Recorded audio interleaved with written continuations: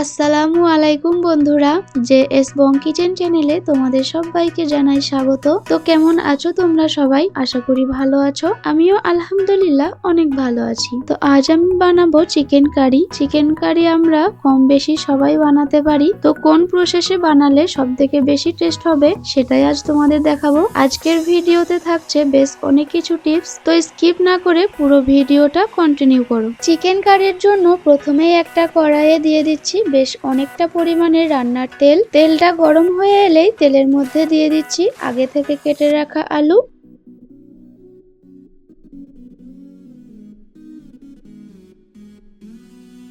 আলুগুলো প্রথমেই হালকা ভেজে নেব। আর এখন আমি দিয়ে দিচ্ছি পরিমাণ মতো লবণ ও হলুদ। বন্ধুরা দেখতেই পাচ্ছ আলুগুলো আমি 1/2 করে কেটে নিয়েছি, কারণ নতুন আলু তাড়াতাড়ি সিদ্ধ হয়ে যাবে, তাই চেষ্টা করবে বড় বড় আলু নেওয়ার। আর আলুগুলো বেশি ভেজে ফেললে হবে না, হালকা ব্রাউন হয়ে আসলেই তুলে নিচ্ছি।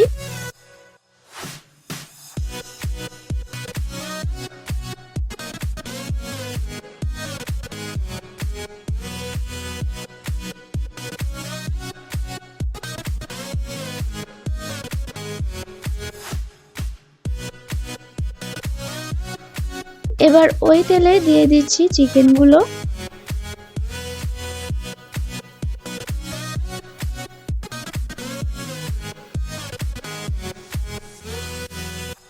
চিকেনগুলো হালকা করে ভেজে নেব।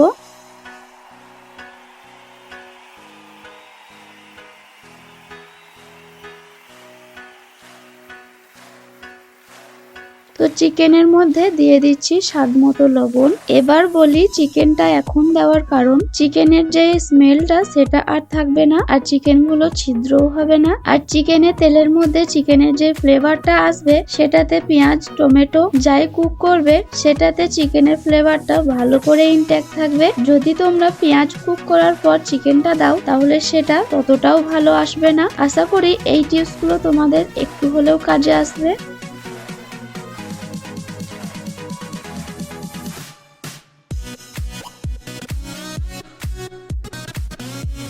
চিকেনটা এইরকম হালকা ভেজে নিয়েই তুলে নিচ্ছি।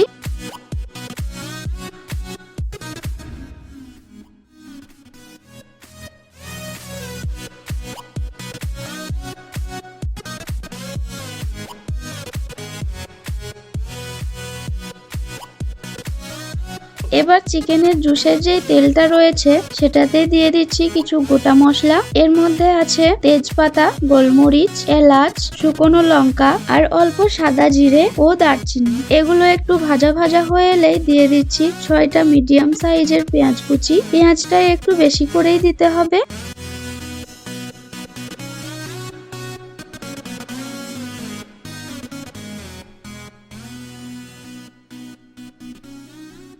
পেঁয়াজটা ভাজা ভাজা হয়ে এলে দিয়ে দিচ্ছি 4 চামচ আদা ও রসুনের পেস্ট। আদা রসুনটা একটু কষিয়ে নিচ্ছি।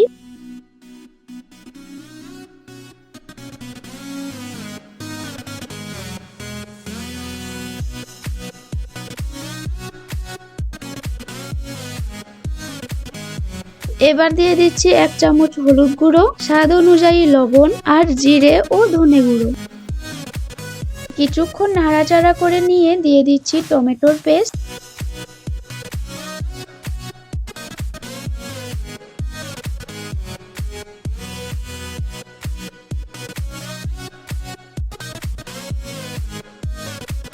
এবার দিয়ে দিলাম ভেজে রাখা আলুগুলো।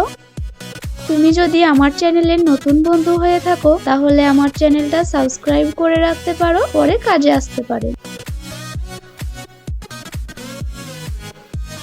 তো আলুটা কিছুক্ষণ কষানোর পর এখন দিয়ে দিচ্ছি ভেজে রাখা চিকেনগুলো।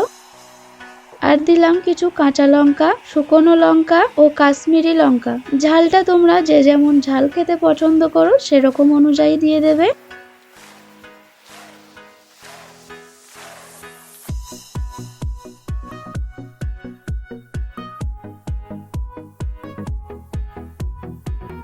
কিছুক্ষণ নাড়াচাড়া করে নিয়ে এখন দিয়ে দিচ্ছি একটু গরম মশলা। তোমরা চাইলে গরম মশলাটা সবশেষেও দিতে পারো, কিন্তু আমি এখনই দিয়ে দিলাম। তো এখন ঢাকা দিয়ে দিচ্ছি। ঢাকা খুলে আবারও নাড়াচাড়া করে নিচ্ছি।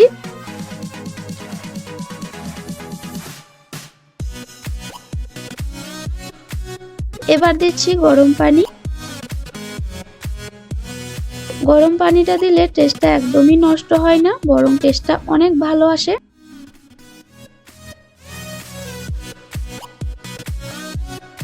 চিকেনটা যেন ভালো করে কুক হয়ে যায়, তাই আবারও ঢাকা চাপা দিয়ে দিচ্ছি। সবশেষে ধনেপাতা ছড়িয়ে পরিবেশন করে নেব।